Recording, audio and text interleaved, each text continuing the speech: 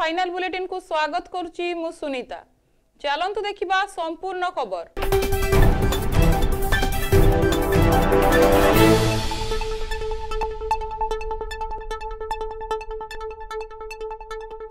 जम्मू काश्मीर रे द्वितीय पर्याय रे 26 टी आसन रे मतदान। कड़ा सुरक्षा व्यवस्था मध्य रे भोटिंग। आज उपत्यका रे 239 प्रार्थी भाग्य परीक्षा करुछंती मतदाता। जम्मू काश्मीर विधानसभा निर्वाचन द्वितीय पर्याय मतदान 18 तारिख रे प्रथम पर्याय रे 24 टी आसन रे मतदान शेष होइथिबा बेले आज 6 टी जिल्ला रे 26 आसन रे मतदान होइछि। सकाळू मॉक पुलिंग शेष हेबा परे 7टारू साधारण भोटर सेमानकर सांविधानिक मताधिकार साब्यस्त करुछंती। प्रथम पर्याय परी द्वितीय पर्याय रे मतदान को नहीं भोटर को उत्साह रही। मतदान हेउथिबा जिला मध्य रे 3टी काश्मीर उपत्यका रे थिबा बेले अवशिष्ट 3टी जम्मू क्षेत्र रे रही। विभिन्न दल और निर्दलीय प्रार्थी को मिसाई मोट 239 टी प्रार्थी निर्वाचनी मैदान रे रहिछंती। 2.5 मिलियन बा 25 लाख भोटर सेमानकर मताधिकार साब्यस्त करुछंती। आजिर पर्याय रे मोट 3502 मतदान केन्द्र प्रस्तुत होईछि। सेथि मध्यरु 26 टी गोलापी बूथ रहिछि। एहार संपूर्ण परिचालना दायित्व महिला मानक उपरे रहिथिबा बेले सुरक्षा व्यवस्था को कड़ाकड़ी करा जाइछि। समस्त मतदान केन्द्र और संवेदनशील अंचल रे केंद्रीय फोर्स और स्थानीय पुलिस रो सशस्त्र जवान नियोजित होइछंती। अक्टोबर पहिला रे तृतीय पर्याय तथा शेष पर्याय भोटिंग हेबो बोली स्थिर होइथिबा बेले प्रथम पर्याय रे 18 तारिख रे 61% भोटिंग होइथिला। 8 तारिख रे मतगणना और फलाफल प्रकाश पाइबो।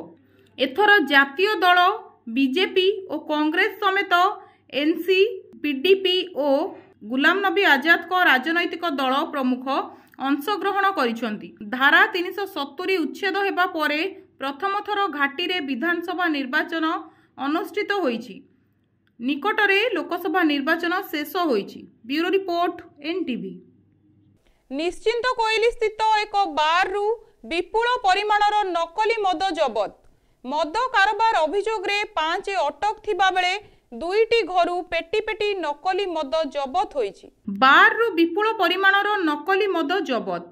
मद कारोबार अभियोग रे 5 जन को अटक रखिछि पुलिस। सूचना अनुसार कटक निश्चिंत कोइली स्थित एक बार रे नकली मद कारोबार हेउथिबा खबर पाइथिला अबकारी विभाग। खबर पाई अबकारी विभाग घटनास्थल रे पहुंची विपुल परिमाणर नकली मद जबत करिबा सह 5 जन को अटक रखिथिबा जणा पड़िछि। अन्यपटे बार को लागिथिबा 2टी घरु मध्य पेटी पेटी नकली मद जबत होईछि। कटकरू राजेंद्र छोटराई को रिपोर्ट एनटीवी। लघुचाप प्रभाव रे राज्य रे प्रबल वर्षा लगी रही। वर्षा जोगु विश्व ऐतिह्य कोणार्क सूर्य मंदिर जलबंदी हो जाइछि। देखिबा एने विस्तृत खबर। लघुचाप प्रभाव रे राज्य रे प्रबल वर्षा लगी रही। राज्यर विभिन्न जिला समेत कटक भुवनेश्वर खोर्धा एवं पुरी जिले में तुहागु तुहा वर्षा हेउछि। वर्षा जोगु विश्व ऐतिह्य कोणार्क सूर्य मंदिर जलबंदी हो जाइछि। मंदिर परिसर रे पानी जमी रही। लघुचाप प्रभाव रे राज्य रे प्रबल वर्षा लगी रही। राज्यर विभिन्न जिला समेत कटक भुवनेश्वर पुरी रे तुहाकु तुहा वर्षा हेउछि। वर्षा जोगु विश्व ऐतिह्य कोणार्क सूर्य मंदिर जलबंदी हो जाइछि। मंदिर परिसर रे पानी जमी रही। सूर्य मंदिर प्रवेश रास्ता सहित मंदिर बेढ़ारे पानी जमी रही। एहा जोगु पर्यटक माने असुविधारे पड़िछंती। केतेक पर्यटक पानी भितरे मध्य बुलिथिबार देखिबाकू मिलिछि। मंदिर प्रशासन पक्षरु पंप सेट लगाई जमी रहिथिबा पानी निष्कासन पाई उद्यम करा जाउछि। Bureau report NTV. जेल जीवे शिवसेना यूबीटी नेता राज्यसभा सांसद संजय राउत।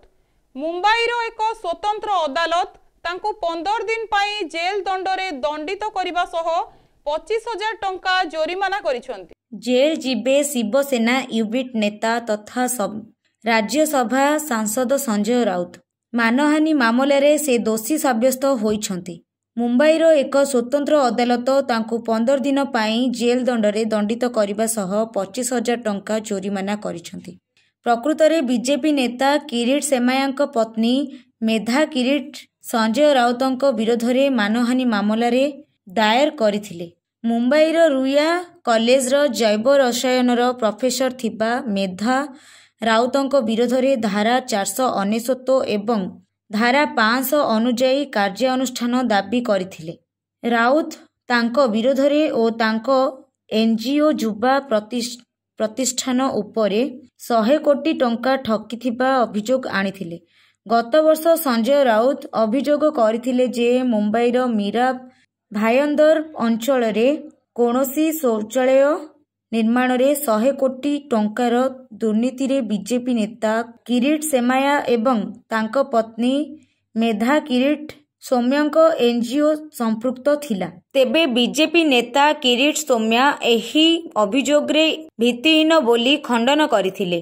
ଏହାପରେ ପତ୍ନୀ ମେଧା କିରିଟ ସଞ୍ଜୟ ରାଉତଙ୍କ ବିରୋଧରେ ମାନହାନି ମକଦ୍ଦମା ଦାୟର କରିଥିଲେ। ବର୍ତ୍ତମାନ ମୁମ୍ବାଇର ମେଟ୍ରୋପଲିଟାନ ମାଜିଷ୍ଟ୍ରେଟ ରାଉତଙ୍କୁ ଏହି ମାନହାନି ମାମଲାରେ ଦୋଷୀ ସାବ୍ୟସ୍ତ କରିଛନ୍ତି ଏବଂ ତାଙ୍କୁ ଦଣ୍ଡିତ କରିଛନ୍ତି। ପୁଣି ନରହନ୍ତା ଦନ୍ତା ନେଲା ଜୀବନ। ଏଭଳି ଘଟଣା ଦେଖିବାକୁ ମିଳିଛି ବେତନଟି ଥାନା ବାରିପଦା ରେଞ୍ଜ ଅଧୀନ ରାଧିକାଶୋଳ ଗ୍ରାମରେ। ପୁଣି ନରହନ୍ତା ଦନ୍ତା ନେଲା ଜୀବନ। ଘରେ ଶୋଇଥିବା ବେଳେ ଘରୁ ଟାଣି ନେଇ ଦଳିଦେଲା ଦନ୍ତା ହାତୀ। ଘଟଣାସ୍ଥଳରେ ମହିଳାଙ୍କର ମୃତ୍ୟୁ ହୋଇଛି। ଏଭଳି ଘଟଣା ଦେଖିବାକୁ ମିଳିଛି ବେତନଟି ଥାନା ବାରିପଦା ରେଞ୍ଜ ଅଧୀନ ରାଧିକାଶୋଳ ଗ୍ରାମରେ। ସୂଚନା ଅନୁଯାୟୀ ମହିଳା ଜଣକ ଘରେ ଶୋଇଥିବା ବେଳେ ଦନ୍ତାଟି ମହିଳାଙ୍କୁ ଟାଣି ଆଣି ଘର ବାହାରେ କଚାଡ଼ି ମାରି ଦେଇଥିଲା। ଘଟଣାସ୍ଥଳରେ ଉତ୍ତେଜନା ଦେଖା ଦେଇଥିଲା। ମୃତ ମହିଳା ଜଣକ ହେଉଛନ୍ତି ରାଧିକାଶୋଳ ଗ୍ରାମର ସୀତାରାମ ହାଁସଦାଙ୍କ ସ୍ତ୍ରୀ ମାନକା ହାଁସଦା। ଦନ୍ତା ଗାଁରେ ପଶି 4ଟି ଘର ଭାଙ୍ଗିବା ସହ ମହିଳାଙ୍କ ଉପରେ ଆକ୍ରମଣ କରିଥିଲା। ପାଖରେ ଶୋଇଥିବା ସ୍ୱାମୀ ସୀତାନାଥ ଅଳ୍ପକେ ବର୍ତ୍ତି ଯାଇଥିବା ବେଳେ ଗ୍ରାମରେ ଚହଳ ପଡ଼ିଯାଇଥିଲା। ଘଟଣାକୁ ନେଇ ଉତ୍ତେଜନା ଦେଖା ଦେଇଥିବା ବେଳେ ବନ ବିଭାଗର ଅପାରଗତାକୁ ନେଇ ଅସନ୍ତୋଷ ବୃଦ୍ଧି ପାଇଛି। ସକାଳେ କୃଷ୍ଣଚନ୍ଦ୍ରପୁର ଫାଣ୍ଡି ଅଧିକାରୀ ଏଏସ୍ଆଇ ସୁତାର କୁମାର ମହାନ୍ତ ଘଟଣାସ୍ଥଳରେ ପହଞ୍ଚି ମୃତଦେହ ଜବତ କରିବା ସହିତ ବ୍ୟବଚ୍ଛେଦ ପାଇଁ ବାରିପଦା ଜିଲ୍ଲା ମୁଖ୍ୟ ଡାକ୍ତରଖାନାକୁ ପଠାଇଛନ୍ତି। ତେବେ ବାରମ୍ବାର ବନ ବିଭାଗର ଅବହେଳା ଏବଂ ଅପାରଗତା ପାଇଁ ହାତୀ ଜନବସତି ଭିତରେ ପଶି ଧନଜୀବନ ହାନି କରୁଥିବାରୁ ଗ୍ରାମବାସୀଙ୍କ ମଧ୍ୟରେ ତୀବ୍ର ଅସନ୍ତୋଷ ଲାଗି ରହିଛି।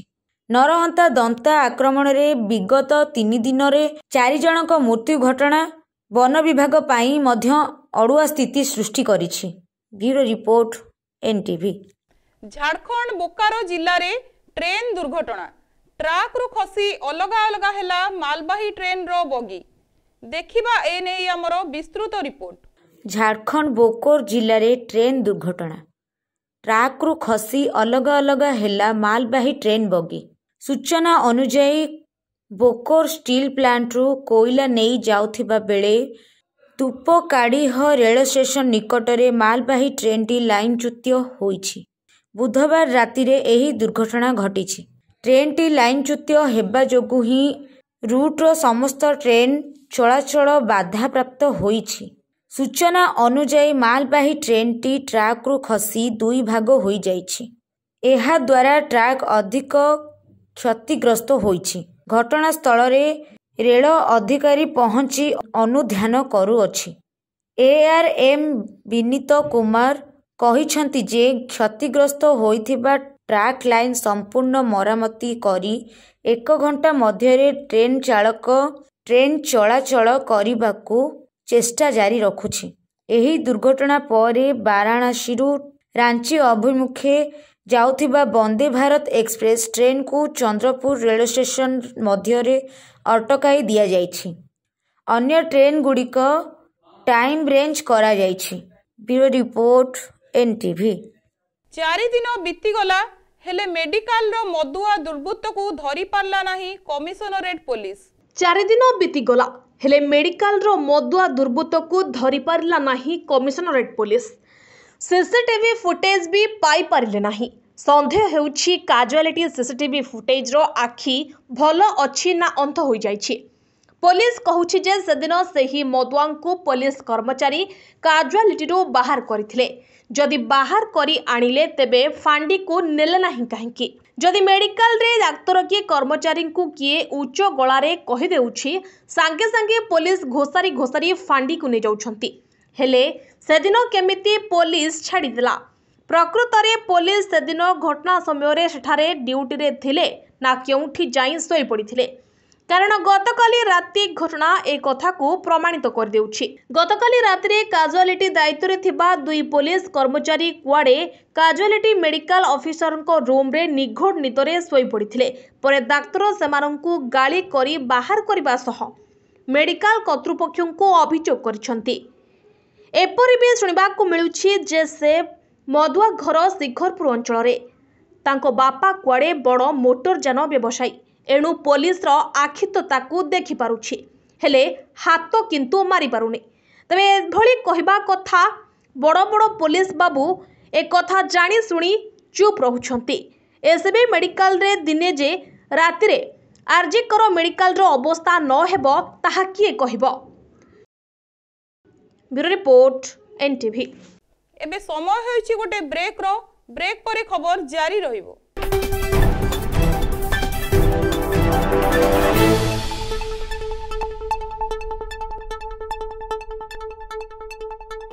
मौसुमी वर्षा आरंभ सह जलवाहित रोग यथा डायरिया, जंडिस, टाइफॉइड आदि व्यापे। एथिप्रति सतर्क रुहंतु। तटका खाद्य खांतु। फुटा पानी किंबा हालोजेन बटिका पड़िथिबा पानी पियंतु। पायखाना व्यवहार करंतु। खाइबा पूर्वरु और शौच हेबा परे साबुन रे भल भाबे हाथ धुअंतु। स्वास्थ्य और परिवार कल्याण विभाग, ओडिशा।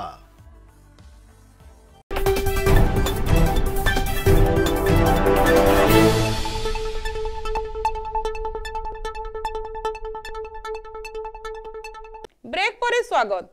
स्पाम कॉल और SMS समस्यार समाधान आणुछि एयरटेल। आजिकाली स्पाम कॉल और SMS रो समस्या प्राय समस्ते अनुभव करुछंती। एही समस्यार सामना करुथिबा अनेक लोक एने अभियोग करिछंती।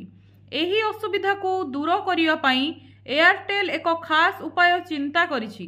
कंपनी एबे artificial intelligence powered scam detection solution release करिछि। एही सेवा AI रो सहयोगरे ग्राहक माननकु संभावित स्पाम कॉल एवं SMS को बंचाइबो।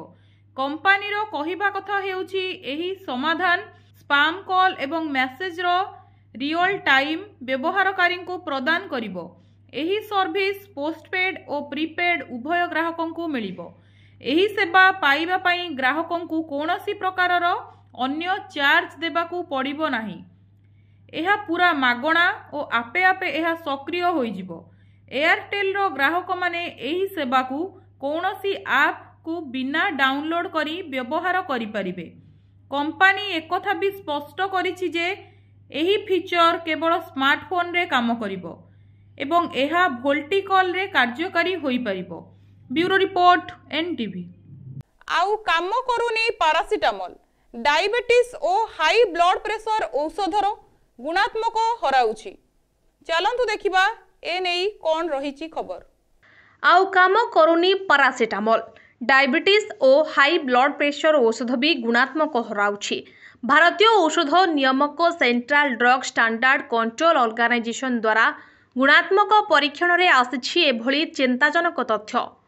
पैरासिटामोल समेत 53 औषध गुणात्मक परीक्षा रे विफल होइछि।